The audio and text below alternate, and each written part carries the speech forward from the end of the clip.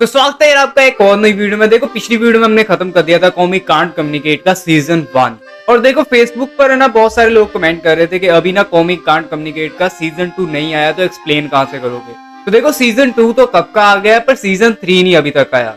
और इस वीडियो में हम देखने जा रहे हैं एपिसोड नंबर 1 सीजन 2 का। और देखो अगर एनिमे एक्सप्लेनिंग वीडियोस अच्छी लगती है तो चैनल को सब्सक्राइब करके बेल आइकन प्रेस कर लेना। तो चलो यार वीडियो शुरू करते हैं। अब देखो सीजन 2 के एपिसोड नंबर 1 की स्टार्टिंग में हम देखते हैं कि अभी भी स्कूल चल रहे हैं और यहाँ पर जब कोमी स्कूल में आती है और वो अपनी अलमीरा से जूते निकाल रही होती है तो अचानक से पीछे से नाजमी आती है और वो कोमी के मुंह पर अपना हाथ लगाकर चली जाती है। और अचानक से उसके मुंह पर हाथ लगने की वजह से कोमी बहुत ज्यादा डर जाती है और नाजमी उसे गुड मॉर्निंग बोलकर वहां से भाग जाती है। अब जैसे कि नाजमी ने उसके मुंह पर हाथ लगाया था ना तो कोमी को थोड़ा सा मजा आया। अब कोमी जब अपने हाथ को देख रही होती है तो पीछे से आ जाता है टार्नो और टार्नो यहाँ पर जैसे ही कोमी को गुड मॉर्निंग बोलता है तो कोमी फिर से डर जाती है। अब टार्नो जाकर अपने बूट निकालने लगता है अलमारी से और जैसे ही वो ये कर रहा होता है तो कोमी उसे घूर रही होती है और टार्नो जैसे ही कोमी की तरफ देखता है कोमी दूसरी तरफ को मुंह कर लेती है। अब टार्नो जैसे ही अपने शूज को बांधने लगता है तो कोमी पीछे से आती है और वो टार्नो के मुंह पर हाथ लगा देती है जैसे उसके मुंह पर नाजमी ने लगाया था। और जैसे कोमी डरी थी वैसे यहाँ पर टार्नो डर जाता है और जैसे ही टार्नो कोमी की तरफ मुड़कर देखता है तो कोमी यहाँ पर दूसरी साइड को मुंह कर खड़ी हो जाती है जैसे कुछ हुआ ही ना हो। और टार्नो को यहाँ पर समझ ही नहीं आता कि इसने ये क्या किया और कोमी यहाँ पर अपनी हाथ की तरफ देख रही होती है। और टार्नो जब सामने जाकर खड़ा हो जाता है तो कोमी भागकर उसके साथ चली जाती है और वो दोनों क्लास में जाने लगते हैं। अब देखो मेन यहाँ पर हमें ये बात समझाएगी कि जिन लोगों को होती है सोशल एंजाइटी, इसका मतलब ये नहीं है कि वो लोगों के साथ फ्रेंडशिप और मजाक नहीं करना चाहते, वो करना चाहते हैं पर एंजाइटी की वजह से नहीं कर पाते। और जैसे कि कोमी ने अभी टार्नो के साथ मजाक किया क्योंकि कोमी भी अभी धीरे धीरे चेंज हो रही थी। अब देखो हमें दोबारा से वही सीन समझाया जाता है कि जो ईटन प्राइवेट हाई स्कूल है जिसमें कोमी और सभी पढ़ते हैं, उस स्कूल में अगर किसी को आना है तो उसे थोड़ा सा खास होना पड़ेगा। खास मतलब कि वो आम लोगों को नहीं लेते, हर किसी बच्चे में कुछ ना कुछ अलग होना चाहिए, मतलब कि अजीब भी कह सकते हो। और ईटन प्राइवेट हाई स्कूल में जितने भी बच्चे हैं वो सभी अजीब हैं, मतलब कि अलग अलग कैरेक्टर के बच्चे हैं स्कूल में। और यहाँ पर हमें यही समझाया जाता है कि इस स्कूल में कोमी को बनाने हैं 100 दोस्त, जो कि आसान नहीं होगा। अब यहाँ पर जब कोमी और टार्नो पहुंच जाते हैं नाजमी के पास तो नाजमी यहाँ पर कोमी को एक डायरी देती है और कहती है कि इसमें नाम लिखो कि तुमने अब तक कितने दोस्त बना लिए हैं। और टार्नो कहता है कि इसका क्या फायदा होगा और नाजमी कहती है कि नहीं वैसे ही मजा आएगा कोमी को ये देख कर के उसने कितने दोस्त बना लिए हैं। अब कोमी यहाँ पर सबसे पहले टार्नो को घूरने लगती है और वो अपनी डायरी टार्नो को दे देती है। फिर टार्नो के बाद यहाँ पर नाजमी उस डायरी में अपना नाम लिखती है। फिर वो सभी चले जाते हैं अगारी से उसका नाम लिखवाने। फिर उसके बाद वो चले जाते हैं यमाई के पास उसका नाम लिखवाने। फिर यार्डनो यहाँ पर उनके पास आ जाती है कि दो मैं भी नाम लिखूं अपना। फिर यहाँ पर जब नागा नागा क्लास में सो रही होती है तो कोमी यहाँ पर जैसे ही नागा नागा के पास नाम लिखाने आती है तो नागा नागा यहाँ पर एक तरह का ड्रामा करती है सोने का कि कोमी मेरे पास जैसे ही आएगी फिर मैं उठूंगी और फिर अपना नाम लिखूंगी। पर जैसे ही वो ये सारा ड्रामा कर रही होती है तो कोमी दूर से देखती है कि नागा नागा तो सो रही है और वो वैसे ही वापस मुड़ जाती है। और नागा नागा यहाँ पर हैरान हो जाती है कि ये क्या हो गया और वो आवाज मारकर कोमी को कहती है कि रुक जा मेरा भी नाम लिख ले। और यहाँ पर फिर नागा नागा भी अपना नाम लिख देती है और ऐसे ही फिर क्लास के कुछ डिफॉल्टर और ओनेमीने और अटोरी अपना नाम लिख देते हैं। अब यहाँ पर जब कोमी सारे नाम लिखवा लेती है तो यहाँ पर टोटल उसके दोस्त बने थे 13। और नाजमी यहाँ पर हैरान होकर कोमी को कहती है कि सिर्फ 13? हम कुछ ज्यादा धीरे नहीं चल रहे? 6 महीने में तुमने सिर्फ 13 दोस्त बनाए? मतलब कि नाजमी यहाँ पर उसका दिल नहीं दुखाना चाहती थी पर नाजमी के खुद के 50,000 दोस्त थे, इसकी वजह से वो कह रही थी ऐसा। अब यहाँ पर हमारा ये सारा सीन खत्म हो जाता है। अब अगले सीन में हमें यहाँ पर दिखाया जाता है एक नया कैरेक्टर जिसका नाम है माकोटो काटाए।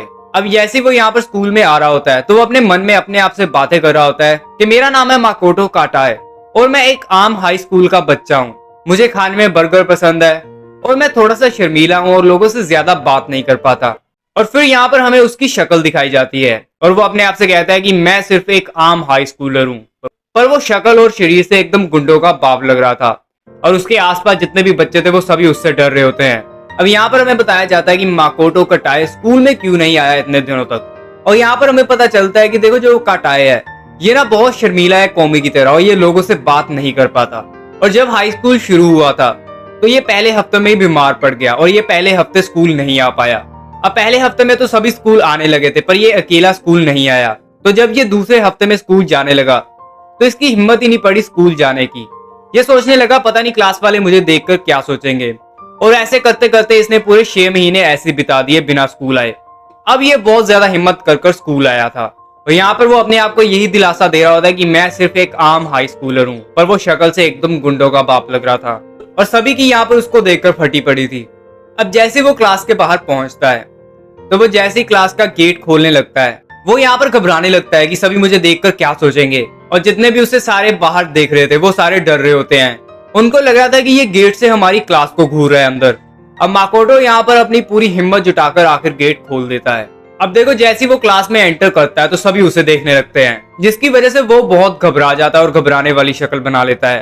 पर सभी जितने भी क्लास में थे उनको उसकी घबराने वाली शक्ल एकदम डरावनी शक्ल लग रही थी। अब देखो माकोटो कटाई को ना अपनी सीट नहीं मालूम थी क्लास में कौन सी है, और वो ऐसे क्लास में आता है और क्लास का चक्कर लगा लेता है, और जब उसे सीट नहीं मिलती तो वो पीछे बैग रखकर जाकर खड़ा हो जाता है। और यहाँ पर सभी उसकी तरफ देख रहे होते हैं, इसलिए वो स्माइल करने की कोशिश करता है, पर जैसे वो स्माइल करता है उसकी शक्ल इतनी भयानक थी कि सभी डर जाते हैं। अब देखो किसी को भी ये नहीं समझ आया कि उसने क्लास का चक्कर लगाकर पीछे क्यों खड़ा हो गया, पर टार्नो ये समझ गया था। टार्नो को पता लग गया कि इसको पता नहीं लगा होगा कि इसकी सीट कौन सी है, इसलिए ये पीछे जाकर खड़ा हो गया और सभी इसकी तरफ देख रहे थे, इसलिए इसने स्माइल करने की कोशिश की। अब जब सभी उसे देख रहे होते हैं अचानक से वहां पर दूसरी तरफ से आ जाती है नाजमी, और जैसे कि यहाँ पर नाजमी स्कूल में सभी लोगों को जानती थी, नाजमी यहाँ पर कटाए को भी जानती थी, और वो कटाए को आकर कहती है कि कटाए कैसे हो, और सभी यहाँ पर खुश हो जाते हैं, चलो कोई तो जानता है इसे। अब देखो कटाए का ना अपना कुछ पास्ट था जो वो नहीं चाहता था कि क्लास में किसी को भी पता लगे, और नाजमी यहाँ पर जैसे कि सबकी बचपन की दोस्त थी, वो कटाए के साथ भी दोस्त थी। और जैसे ही नाजमी यहाँ पर कटाए के बारे में कुछ बोलने वाली होती है तो कटाए यहाँ पर नाजमी को पकड़कर बाहर ले जाता है, और सभी यहाँ पर डर जाते हैं। वो सोचता है कि पता नहीं ये नाजमी को क्या कर देगा, और कटाए यहाँ पर जैसे क्लास के अंदर आता है तो उसके साथ नाजमी नहीं होती, और सभी डर जाते हैं कि इसने पता नहीं नाजमी को क्या कर दिया।